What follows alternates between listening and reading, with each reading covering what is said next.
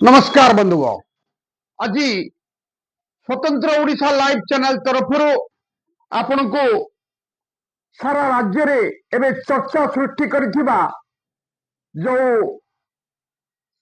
मृत्युर जनता बाली से तारी उपरे आमे फोकस करूछु आपण मान को जनाउछु जे बाली नेउछि जीवन सारा राज्य रे वर्तमान चली बाली चोरा चालाण बैतणी हो कि खरसुआ हो देवी नदी हो कि भार्गवी नदी हो कि सुवर्ण रेखा नदी हो सब नदी रे माफिया माने बाली चोरा चालाण करुछंती काटुछंती गोटे परमिटी किंतु राति सारा 15टी हाईवा लगाई से गोटे परमिट बेले बाली चोरा चालाण करुछंती। अवश्य प्रशासन तांको गुड़ाई गुड़ाई धरुची किंतु बाली माफिया माने से प्रशासनिक अधिकारी को भी गुड़ाई गुड़ाई मारुछंती।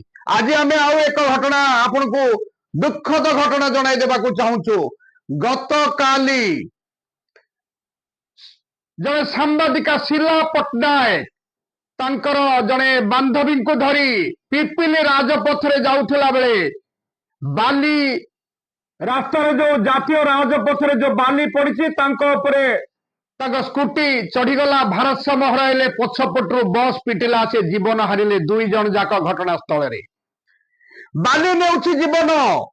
भद्रक चांदबाली राज्य राजपथ 9 नंबर राज्य राजपथ रे जो 55 किलोमीटर रास्ता रही से 55 किलोमीटर रास्ता रे पाखापाखी बंधुगण 34 स्थान रे बाली चिप्स बिक्री होउछि। बाली ट्रैक्टर लगाई आणुछंती नदीर हाईवे रे ए राजपथ रे बिक्री करछंती ट्रैक्टर रे बाली बेपारी माने चिप्स बिकुछंती गोड़ी बिकुछंती बाली राजपथ कड़को सरकारी जगह को सेमाने नीलाम नहीं कला भली करिछंती बेपार।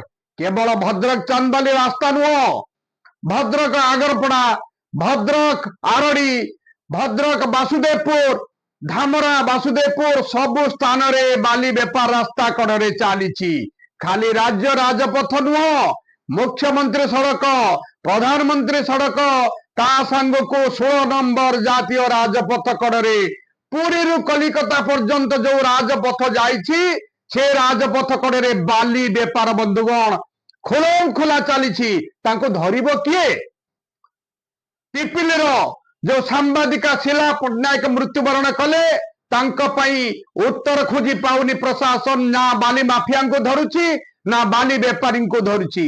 अवश्य तहसीलदार मानकर दायित्व रहिला जो माने बाली बेपारी राजपथ कड़े से माने जो बाली बेपार करुछंती सरकारी जगह रे जदि तुम सरकारी जगह रे जबरदखल को उच्छेद करुछ बुलडोजर लगाई से बुलडोजर बाली माफिया पाखरे कहीं लागुनी जो माने बाली बेपार करुछंती रास्ता कड़े।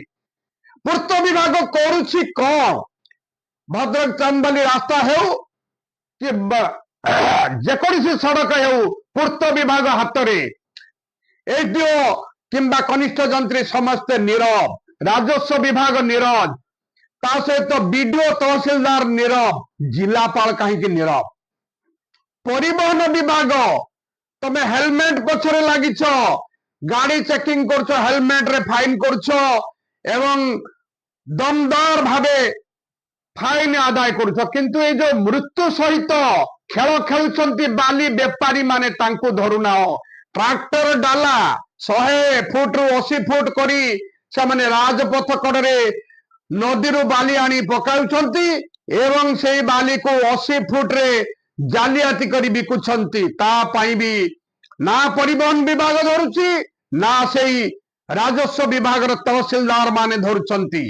केवल राति अधरे बाली गाड़ी कोठी गला गुड़ाई गुड़ाई धरुछंती 50,000 टंका फाइन करुछंती आउ केतेबेले ए बाली माफिया सह सला सूतर मधुचंद्रिका करी फाइन आदाय न करी राति अधरे छाड़ी दउछंती। ये अभियोग मध्य लोकंक पाखरे आसुची। भद्रक जिलार अनेक तहसीलदार एथिरे अंतर्भुक्त बोली से अभियोग कर। आमे गोटे कथा कहबा राज्य सरकार चेतिबे केबे शिला पट्टनायक सांबादिका मृत्यु परे କୋରାପୁଟରୁ ବାଲେଶ୍ୱର, ଭଦ୍ରକରୁ କେନ୍ଦ୍ରାପଡ଼ା କିମ୍ବା ବହରମପୁରରୁ କଲିକତା ଯାଏ ଯୋଉ ରାଜପଥ ଗଡି ଯାଇଛି, ସବୁଆଡେ ଖୋଲମଖୋଲା ଭାବେ ରାସ୍ତା କଡରେ ବାଲି ବେପାର ହେଉଛି। ବେଆଇନ ଭାବେ ଚୋରା ବାଲି କାରବାର କରୁଛନ୍ତି এই ମାଫିଆ ମାନେ। ସେମାନଙ୍କୁ ରାଜସ୍ୱ ବିଭାଗ ହଉ କି ପରିବହନ ବିଭାଗ ହେଉ କି ପୂର୍ତ୍ତ ବିଭାଗ ହଉ କି ଜାତୀୟ ରାଜପଥର ପ୍ରାଧିକରଣ ସଂସ୍ଥା ହଉ, ସମସ୍ତେ ଖୋଲମଖୋଲା ଆଖି ବୁଜି ଦେଇଛନ୍ତି। ଶୁଣିବ କିଏ? କହିବେ କାହାକୁ? ଲୋକେ କହୁଛନ୍ତି ଆମ ଜୀବନ ପାଣି ଫୋଟକା ପରି ଗାଡି ଚକା ତଳେ ଚାଲି ଯାଉଛି। ଆଜି ଆମେ ସ୍ୱତନ୍ତ୍ର ଲାଇଭ ଓଡିଶା ଚ୍ୟାନେଲ ତରଫରୁ ରାଜ୍ୟ ସରକାର ଓ ପ୍ରଶାସନକୁ ଚେତେଇ ଦେବାକୁ ଚାହୁଁଛୁ, ମଣିଷଙ୍କ ଜୀବନ ମାଛି ଏବଂ ପୋକ ଭଳି ନିଅନ୍ତୁ ନାହିଁ। ଏ ଅମୂଲ୍ୟ ଜୀବନକୁ ଆପଣ ରକ୍ଷା କରନ୍ତୁ ଏ ବାଲି ମାଫିଆ ଯୋଉ ବେପାରୀ ମାନଙ୍କ ପାଇଁ ଅଙ୍କୁଶ ସୃଷ୍ଟି କରି। ଧନ୍ୟବାଦ, ନମସ୍କାର।